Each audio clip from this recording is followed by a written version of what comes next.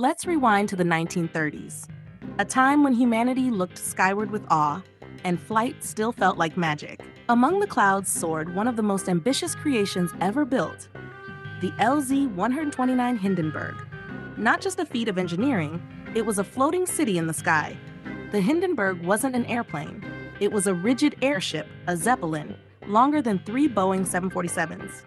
At 245 meters, 804 feet in length, and 41 meters, 135 feet in diameter, it remains the largest aircraft ever flown. Designed in Germany, its sleek, silvery frame could be seen gliding silently across the Atlantic, a floating symbol of innovation, elegance, and as it would turn out, danger. Inside, luxury. Think fine dining, cabins with beds and writing desks, a lounge with a grand piano, even a smoking room. Yes, a smoking room, aboard a vessel filled with 200,000 cubic meters of hydrogen. Passengers dined on white linen and porcelain, watching the world roll by from panoramic windows. It cruised at around 125 kilometers per hour, and it could make the trip from Germany to the United States in just a few days. In its brief lifetime, the Hindenburg completed 63 flights, mostly transatlantic crossings. But here's the catch: it wasn't supposed to run on hydrogen. The Hindenburg was designed to use helium, a non-flammable gas. But because of political tensions, specifically a U.S. embargo on helium exports to Nazi Germany, its designers had to make a fateful choice. They filled it with hydrogen instead. Lighter, cheaper, but dangerously flammable. They tried to minimize the risk, protective coatings, internal gas cells, but the danger was always present, just hidden behind polished metal and soft upholstery. Then came the fateful day, May 6, 1937. The Hindenburg was completing a flight from Frankfurt to Lakehurst, New Jersey. Storms delayed the landing for hours. Finally, in the early evening, with crowds gathered and reporters on site, the ship began its final descent.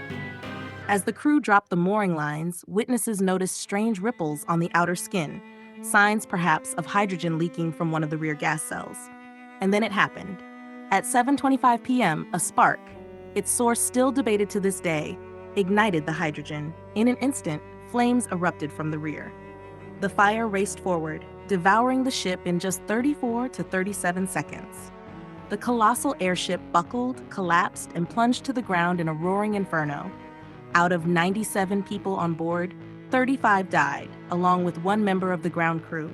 But astonishingly, 62 survived. Some by jumping from the ship as it neared the ground, others pulled from the wreckage by rescuers. The world was watching, or rather listening. On the ground was radio journalist Herbert Morrison, recording what he thought would be a routine landing. His voice cracked as the disaster unfolded before his eyes. "It's bursting into flames. Oh, the humanity and all the passengers." His emotional report wasn't aired live, but it was broadcast the next day, along with newsreel footage. His voice, raw and panicked, became one of the most haunting soundbites in media history. For the first time, the world experienced a catastrophe in near real time, amplified by the power of radio and film. And just like that, the age of the airship was over. The Hindenburg's fiery fall shattered public confidence in lighter-than-air travel. Though other airships had crashed before, this one was different. It was witnessed, recorded, and broadcast into homes around the world. The future of flight now belonged to airplanes. Faster, smaller, and crucially, safer. For decades, the cause of the disaster was debated. Some pointed to static electricity igniting leaking hydrogen. Others suspected a spark from the mooring lines, or even sabotage, though that theory was largely dismissed. Today, the most accepted explanation is that leaking hydrogen, possibly caused by stress during landing, was ignited by static discharge in the stormy, humid air. But it wasn't just a technical failure. It was a symbolic moment. The Hindenburg wasn't just a marvel of engineering. It was a monument to ambition. It embodied the belief that with enough innovation and confidence, we could master the skies. And for a moment, we did. Today, pieces of the Hindenburg lie in museums. The site of the crash in Lakehurst, New Jersey, is marked and preserved.